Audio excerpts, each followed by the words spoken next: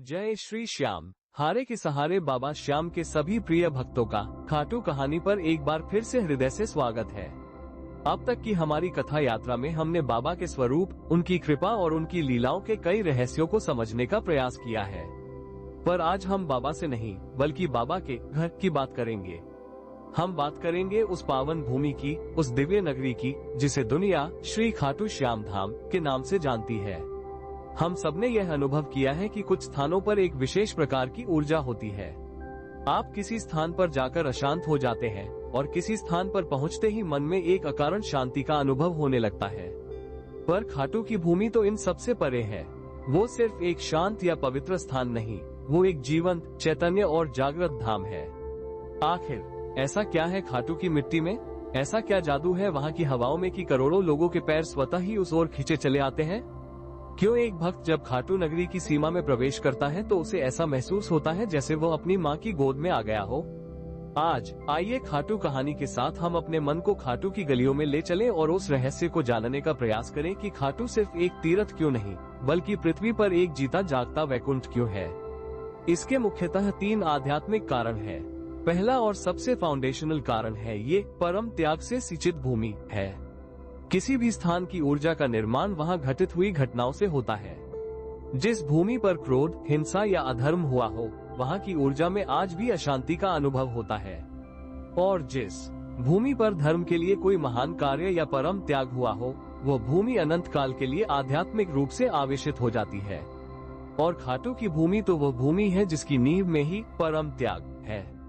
यह वही भूमि है जिसने महावीर बर्बरीक के उस अकल्पनीय बलिदान को देखा, जहां उन्होंने धर्म की रक्षा के लिए एक पल में अपना शीश काटकर भगवान कृष्ण के चरणों में अर्पित कर दिया था। त्याग, और वो भी इतना बड़ा निस्वार्थ त्याग, ब्रह्मांड की सबसे शक्तिशाली और सकारात्मक ऊर्जा को जन्म देता है। बर्बरीक के उस शीश दान से जो ऊर्जा उत्पन्न हुई, उसने खाटू के कण कण को, वहां की धूल तक को पवित्र और सिद्ध कर दिया है। इसे ऐसे समझिए, जब एक साधारण लोहे के टुकड़े को एक शक्तिशाली चुंबक के पास रख दिया जाता है तो कुछ समय बाद वह लोहा स्वयं भी एक चुंबक बन जाता है। खाटू की भूमि उस लोहे की तरह है जो बर्बरीक के त्याग रूपी महाशक्तिशाली चुंबक के सान्निध्य में आकर स्वयं भी दिव्य और चुंबकीय हो गई है।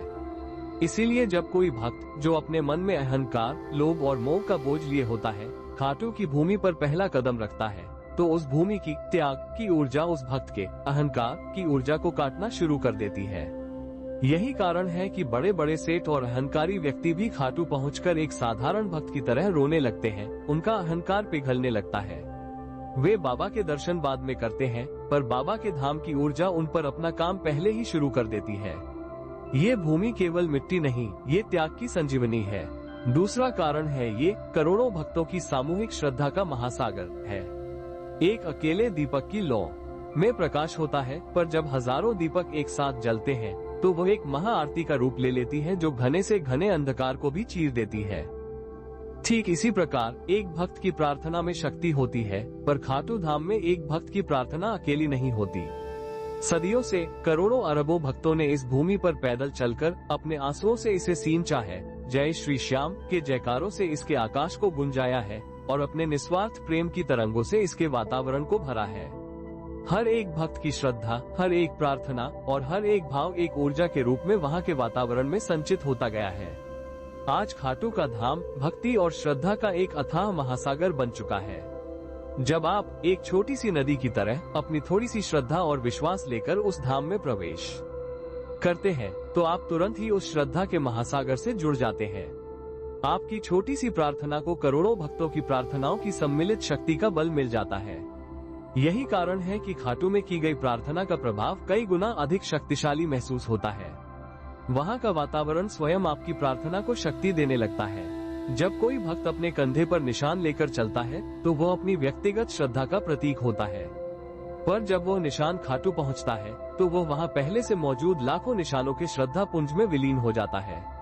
आपकी एक अकेली खाटू कहानी करोड़ों कहानियों के महाग्रंथ का हिस्सा बन जाती है।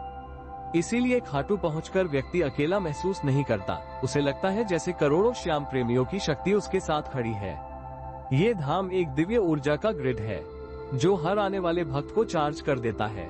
तीसरा और सबसे बड़ा रहस्य है ये श्याम प्रभु का जागृत दरबार और उनकी प्रत्यक्ष उपस्थिति है। अनेक मंदिर और तीर्थ देवताओं के स्मारक या उनके प्रतीक स्वरूप होते हैं, पर खाटू धाम कोई स्मारक नहीं, ये श्याम बाबा का जागृत दरबार है, उनका लिविंग रूम है, उनका सिंहासन है।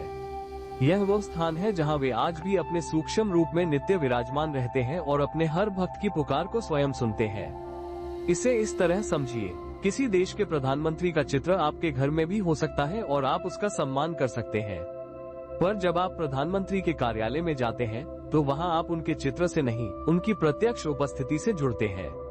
बाकी मंदिर यदि श्याम बाबा के चित्र की तरह हैं, तो खाटू धाम उनका कार्यालय, उनका दरबार है, जहां वे स्वयं विराजमान होकर अपना राजकाज चलाते हैं।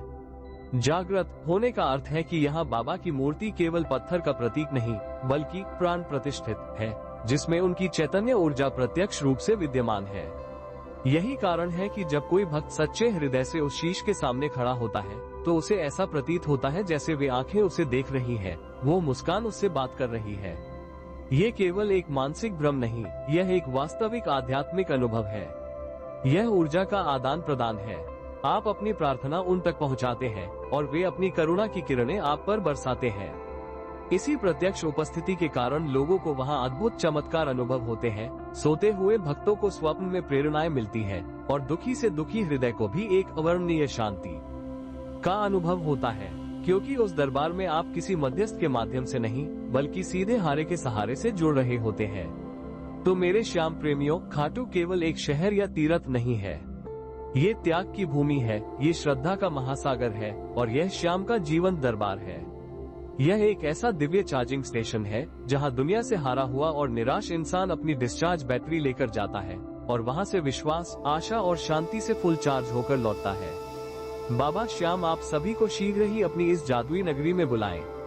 और यदि आपने कभी भी खाटू धाम की इस दिव्य ऊर्जा को महसूस किया है, तो अपने उस अनुभव को एक शब्द में कमेंट्स में जरूर बताएं। और खाटू धाम की इस यात्रा को मन और भाव से जारी रखने के लिए खाटू कहानी से जुड़े रहें। जय श्री श्याम, जय श्री खाटू धाम।